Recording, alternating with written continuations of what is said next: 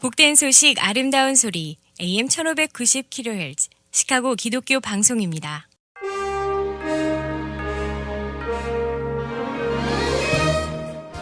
여러분 안녕하십니까? 4월 19일 월요일 KCBS 헤드라인 뉴스입니다. 기독교계 소식입니다. 마이크 펜스 전 부통령이 트럼프 행정부 정책을 발전시킬 새 보수단체를 설립했습니다. 마이크 펜스 전 부통령은 어드밴싱 아메리칸 프리덤으로 알려진 보수단체 설립을 발표했는데, 이는 트럼프 행정부 기간 옹호했던 정책을 발전시키기 위한 단체라고 크리스천 포스트가 인용 보도했습니다.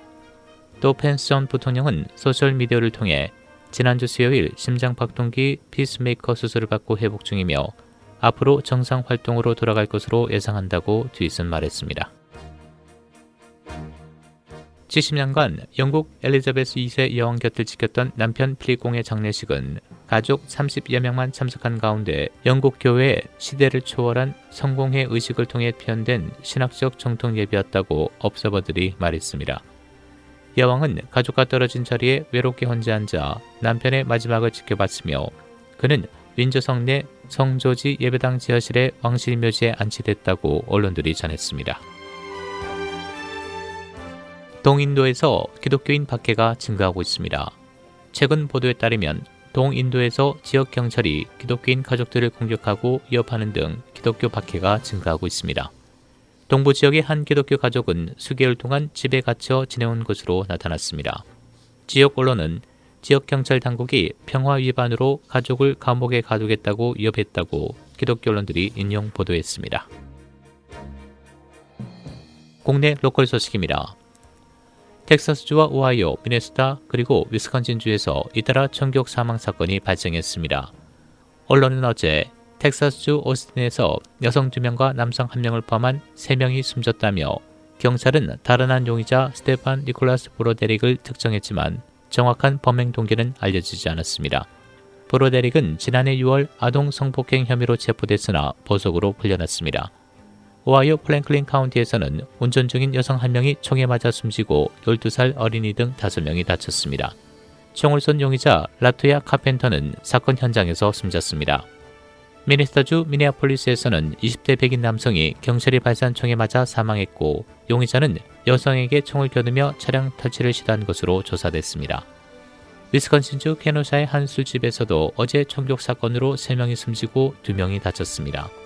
케노샤 보안관실은 어제 새벽 케노샤 카운티 서머스에 있는 주점 서머스 하우스에서 용의자가 총기를 난사해 이 같은 사상자를 냈다고 전했습니다.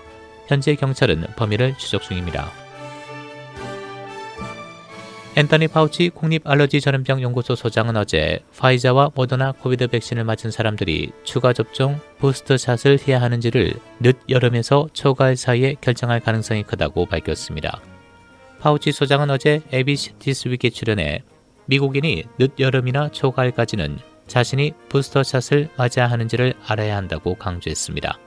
파이자와 모더나, 존슨앤존슨 모두 백신 접종을 마친 뒤 6개월에서 12개월이 지난 후 추가 접종을 필요로 할 가능성을 시사했습니다. 한편 파우치 소장은 혈전 문제로 중단한 존슨앤존슨 백신의 사용을 재개하기 위한 CDC 자문위원회가 23일 열린다며 사용 중단이 풀릴 것으로 기대했습니다. 항공우주국 나사의 소형 헬리콥터 인저니어리가 화성에서 첫 비행에 성공했습니다. 인류가 제어 가능한 동력체를 지구 외 행성에서 비행시킨 것은 이번이 처음입니다. 이로써 인저니어리는 1903년 12월 17일 라이트 형제가 인류 최초로 비행에 성공한 이래 처음으로 지구가 아닌 곳에서 인류가 만든 비행체가 하늘을 처음 나는 기록을 세웠습니다.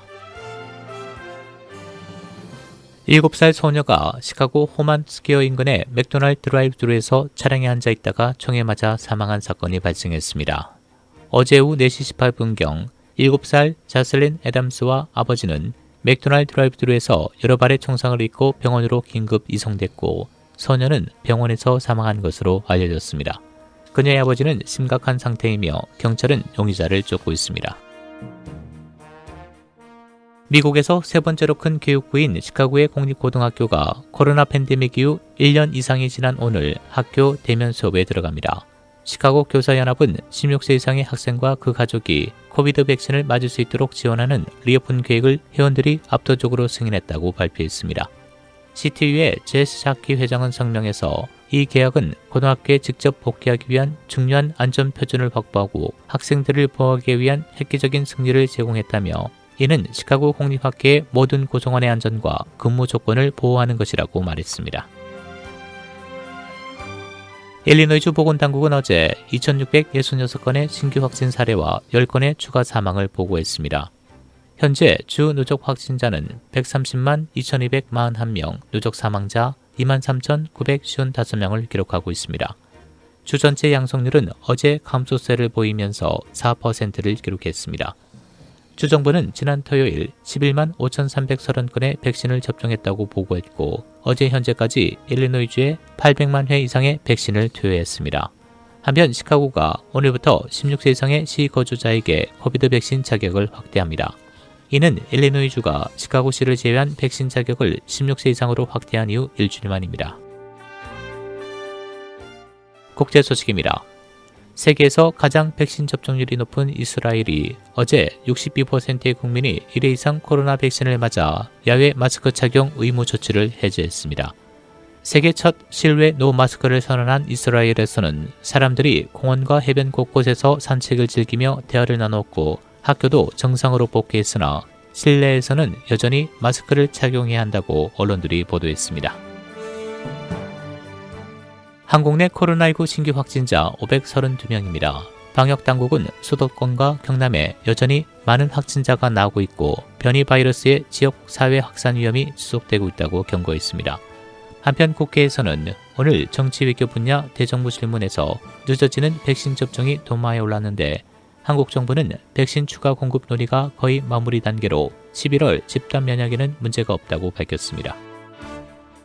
날씨입니다. 오늘은 흐리고 오전에 비가 내리는 곳 있겠습니다. 오늘 낮 최고 기온 50도, 밤 최저 기온 37도. 화요일인 내일은 흐리고 곳에 따라 오전 한때 비 또는 젖은 눈이 예상됩니다.